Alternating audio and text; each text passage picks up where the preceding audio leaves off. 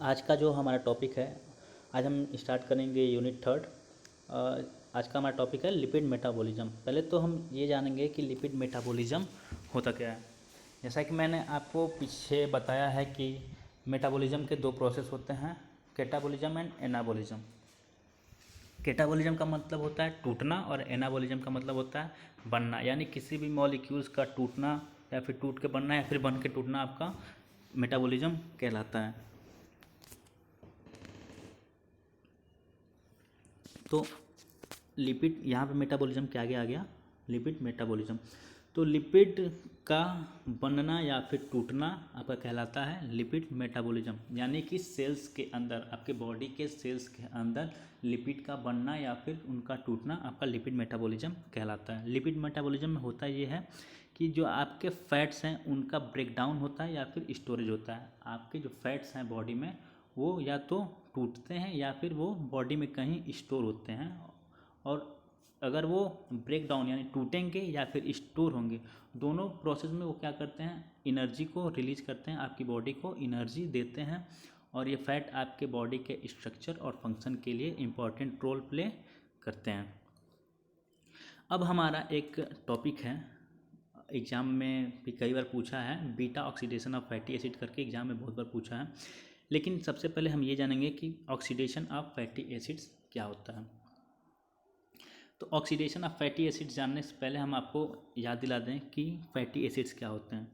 Fatty acid मैंने पीछे ही पढ़ाया है और यहाँ पे भी, कि कार्बन की एक लंबी चेन, कार्बन की 15 कार्बन, 16 कार्बन, 18 कार्बन या फिर 19 कार्बन की एक लंबी चेन है, और वहाँ पे लास्ट में आपका कार्बोक्सिलिक एसिड या फिर कार्बोक्सिल ग्रुप का एस्टर वहाँ पे अटैच होता है, तो उसको हम बोलते हैं फैटी एसिड। कार्बन की एक लंबी चेन हो और उसमें कार्बोक्सिलिक एसिड जुड़ा हो तो उसको बोलते हैं कार्बोक्सिलिक फैटी एसिड। तो अब हम ये जानेंगे कि फैटी एसिड्स का ऑक्सीडेशन होता है तो क्या होता है।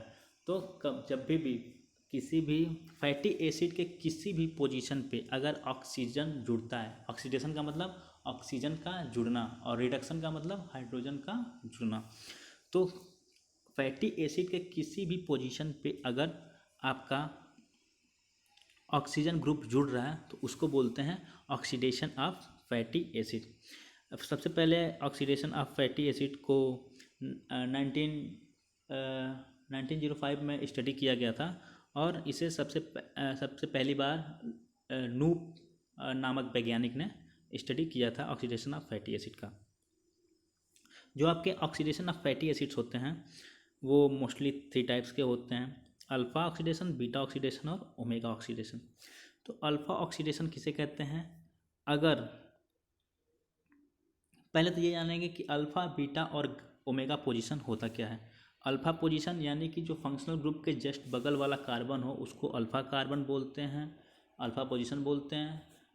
और अल्फ़ा पोजीशन के बाद वाले को बीटा पोजीशन और उसके बाद वाले को ओमेगा पोजीशन या फिर ओमेगा कार्बन बोलते हैं। पहले को फंक्शनल ग्रुप के पहले जस्ट बाद वाले कार्बन को आप अल्फ़ा कार्बन, उसके बाद वाले को बीटा कार्बन और उसके बाद वाले को ओमेगा कार्बन कहते हैं। यहाँ पे आप देख सकते हैं ये आपका फंक्शनल ग्रुप है COOR, और उसके जस्ट बगल वाला कार्बन आपका अल्फ़ा कार्बन है, फिर उसके बाद बीटा कार्बन, उसके बाद ओमेगा कार्बन है।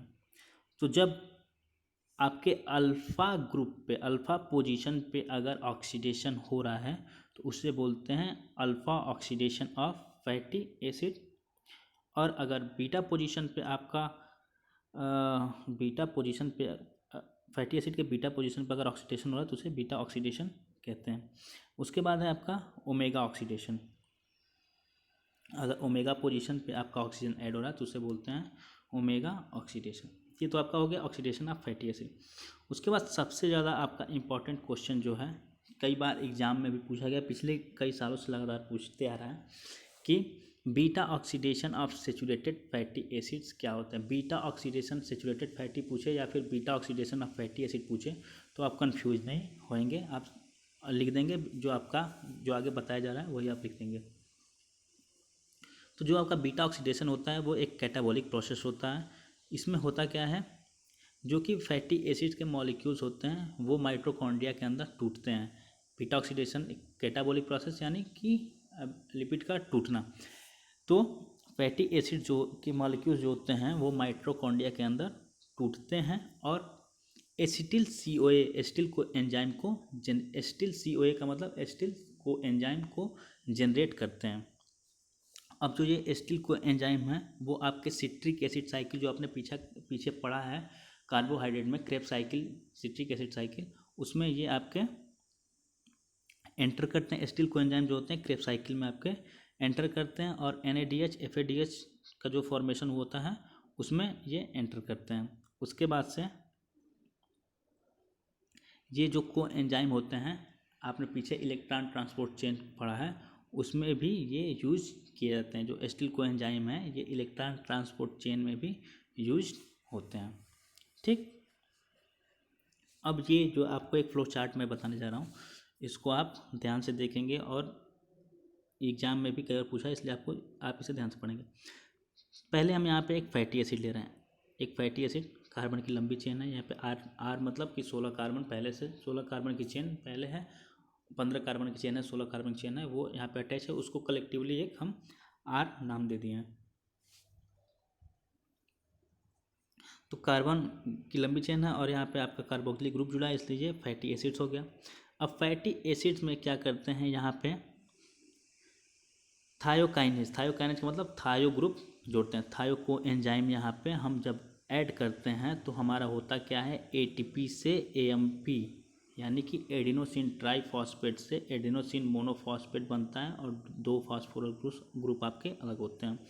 तो जब यहाँ पे ATP से AMP बनेगा और थायो को एंजाइम जुड़ेगा तो आपका एसिटिल को एंजाइम बन जाता है। ठीक, जब फैटी एसिड का थायोकाइनेज करेंगे थायो को एंजाइम के साथ तो हमारा बनता है एसिटिल को एंजाइम। और एसिटिल को एंजाइम जो है, अब इसका क्या होता है फर्दर, इसका डिहाइड्रोजिनेशन होता है। डिहाइड्रोजिनेशन मतलब हाइड्रोजन के मॉलिक्यूल्स बाहर निकलते हैं। तो जब हाइड्रोजन के मॉलिक्यूल्स बाहर कब निकलेंगे, जब FAD से FADH2 बनेगा। जब FADH2 बनेगा तो 2 हाइड्रोजन के मॉलिक्यूल्स आपके निकल जाएंगे। तो आपका एसिटिल CoA का जब डिहाइड्रोजिनेज होता है तो बनता है ट्रांस इनोइल को एंजाइम। यहाँ पे आप देखेंगे कि जो सेकेंड कार्बन है आर के बाद जो सेकेंड कार्बन इसमें CH2 के बाद CH2 था, ये CH2 CH double bond CH में कन्वर्ट हो जाता है, यानी कि FAD है FADH2 में कन्वर्ट होता है और वो इलेक्ट्रॉन ट्रांसपोर्ट चेन के थ्रू आपका ATP जनरेट करता है। तो एसिल कोएंजाइम से आपका बना ट्रांस इनोइल कोएंजाइम। उसके बाद ट्रांस इनोइल कोएंजाइम का हाइड्रेटेज हो जाता है। हाइड्रेटेज होगा तो आपका बनता है बीटा हाइड्रोक्सी एसाइल कोएंजाइम। अब बीटा हाइड्रोक्सी कोएंजाइम का जब डिहाइड्रोजिनेज मतलब यहाँ पे NAD से NADH बनता है तो वो हमारा क्या बनता है, उसके बाद की बीटा कीटो एसिल कोएंजाइम। अब बीटा कीटो कोएंजाइम का फिर होता है थायोलेज, यानी कि यहाँ पे थायोलेज का मतलब कि आपके एसिल और एसिटिल ग्रुप में अलग अलग से थायो ग्रुप आपके जुड़ जाएंगे तो फिर आपका बनता है एसिल को एंजाइम और एसिटिल को एंजाइम। जो आपका एसिटिल को एंजाइम है यही आपके क्रेब्स साइकिल में जाके जुड़ता है। ये आपका था beta oxidation of saturated fatty acid, इसको आप ध्यान से पढ़ लेंगे और ये आपके एग्जाम में आ भी सकता है। MCQ क्वेश्चन इसमें से भी बहुत सारे बन सकते हैं। MCQ क्वेश्चन इसमें से कैसे बनेंगे, ये पूछ सकता है कि फैटी एसिड से थायोकाइनेज जब होगा तो क्या बनेगा, तो आपको आप बता देंगे कि फैटी एसिड का जब थायोकाइनेज होगा तो आपका एसिटिल को एंजाइम बनेगा। दूसरा क्वेश्चन ये बन सकता है जब थायोकाइनेज होगा तो ATP से क्या बनते हैं, तो ATP से आप यहाँ बता देंगे ATP से हमारे AMP और 2 फास्फोरस बनते हैं। ठीक, उसके बाद से पूछ सकता है कि जब बीटा कीटो एसिल को एंजाइम का थायोलेज होता है तो आपके क्या क्या बनते हैं। तो MCQ क्वेश्चन बहुत सारे बन सकते हैं तो आप इसे ध्यान से पढ़ेंगे। ठीक।